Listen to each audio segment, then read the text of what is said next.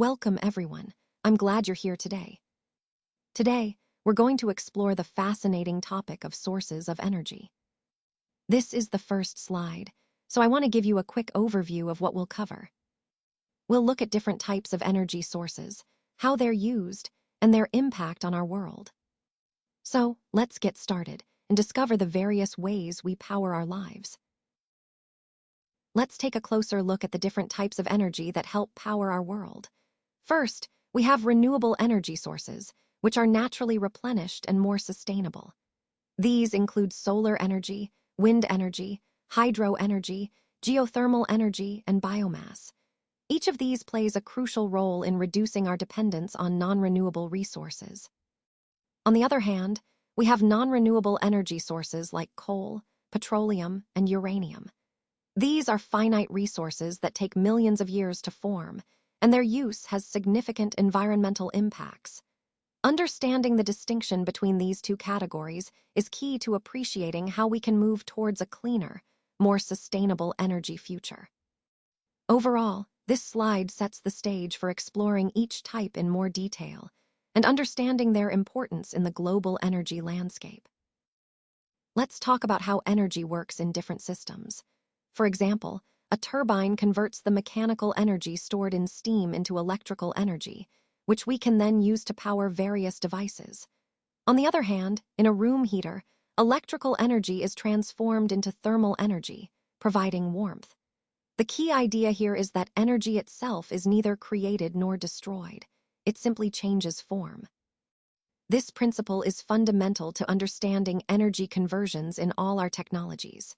Whether it's mechanical, electrical, or thermal, energy always moves from one form to another, enabling the functions we rely on every day. Let's take a closer look at the different types of energy. First, we have chemical energy, which is stored in the bonds of atoms and molecules. This type of energy is released during chemical reactions, like when we burn fuel or digest food. It's a common form of energy that powers many of our daily activities. Next, we have kinetic energy, which is the energy of motion. Anything that moves, from a rolling ball to flowing water, has kinetic energy. It's directly related to the speed and mass of the moving object. Then there's potential energy, which is stored energy based on position or configuration. Think of a stretched rubber band or a raised object. These have potential energy because they can do work when released or moved. We also have thermal energy, which results from the movement of particles within a substance. This is what we usually refer to as heat, and it's crucial in processes like heating or cooling. Finally, there's nuclear energy, stored in the nucleus of atoms. It can be released through nuclear reactions, such as fusion or fission, powering everything from nuclear plants to the stars. Understanding these different types of energy helps us see how energy is all around us, transforming from one form to another, and is fundamental to the overall theme of energy management and sustainability. Renewable energy can be generated continuously, practically without the decay of the source. For example, sources like hydro energy, wind energy, biomass, geothermal energy, and solar energy are all renewable. Each of these sources plays a crucial role in our sustainable energy future. Hydro energy, which I'll talk about first, harnesses the power of moving water. Wind energy captures the wind's kinetic energy, turning it into electricity. Biomass involves organic materials, like plant waste, that can be burned or converted into fuel. Geothermal energy taps into the Earth's internal heat, providing a steady power source. And solar energy, perhaps the most familiar, uses sunlight to generate electricity. The key point here is that these sources are essentially limitless, replenished naturally and almost continuously, making them vital for reducing our reliance on finite fossil fuels. This continuity and sustainability are what make renewable energy so important as we move toward a cleaner, greener future. Let's talk about solar energy, starting with solar cells. These devices have a minimal impact on the environment, making them a very eco-friendly option. Moving on to solar heaters, it's important to remember that their effectiveness isn't constant. They depend heavily on weather conditions, the time of day, and the geographic location, so their efficiency can vary quite a bit. One advantage of solar energy is that it doesn't produce carbon dioxide, which is a big plus for reducing our carbon footprint. But there are also some disadvantages, especially since solar energy depends on sunlight, which means it's not always available. When it comes to solar cookers, these devices harness the sun's energy to cook food, offering a clean and sustainable alternative to traditional methods. Regarding solar-powered electrical generation, it relies on heat engines and photovoltaic panels to convert sunlight into electricity. Humans have been harnessing solar energy for a long time, using various equipment to capture radiant light and heat from the sun. Overall, solar energy is a versatile and increasingly important resource, helping us move toward cleaner and more sustainable energy solutions. Wind energy is a fascinating renewable resource, but it's important to understand its limitations as well. Only a few places in the world have wind blowing consistently throughout the year, which makes it a bit challenging to rely on wind power everywhere. Additionally, the installation and maintenance costs for wind turbines are quite high, so there's a significant upfront investment involved. On the positive side, wind turbines, often called windmills, don't produce any emissions that pollute the air or water, making them an environmentally friendly option. And most of the wind energy generated by these turbines is used to produce electricity, which can power homes, businesses, and even entire communities. So, while there are some hurdles, wind energy remains a promising clean energy source when conditions are right. Now, let's talk about some of the disadvantages of geothermal energy. One key issue is that it releases various kinds of harmful gases, which can contribute to environmental concerns. Additionally, the installation costs for geothermal systems tend to be quite high, making initial investment a significant consideration. On the flip side, it's worth noting that the carbon dioxide emissions from geothermal energy are very low, less than 1% of what you'd see with other fossil fuels. This makes it a much cleaner option overall. Geothermal energy harnesses heat from within the earth, and we can recover this heat in the form of steam or hot water. We then use this to heat buildings or generate electricity. Some common examples of geothermal features include geysers, fumaroles, and hot springs. These natural phenomena are a clear indication of the Earth's internal heat. So, in summary, while there are some challenges like high installation costs and gas emissions, the low carbon footprint and natural sources make geothermal energy a promising and sustainable energy option. Now, let's take a closer look at hydro energy, which is generated from running water using various mechanical methods. One important point to remember is that hydro energy is generally a clean source of power because it produces very little carbon dioxide, making it environmentally friendly in that regard. However, there are some disadvantages we need to consider. For example, building large dams or tidal barrages can lead to environmental issues, such as destroying natural habitats and disrupting ecosystems. It's also worth noting that while hydro energy is beneficial, it's not without its environmental costs, such as the destruction of natural environments when constructing these systems. On the flip side, hydro energy has significant advantages.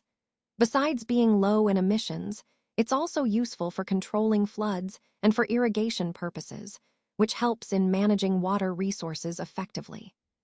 Some common types of hydro energy systems include tidal barrages and dams.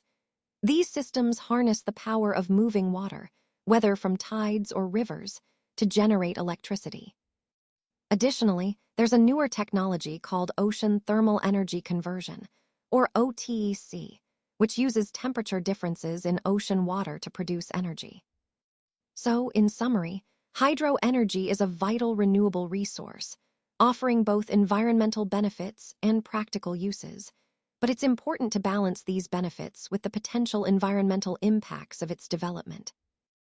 Let's talk about some of the environmental impacts of biomass.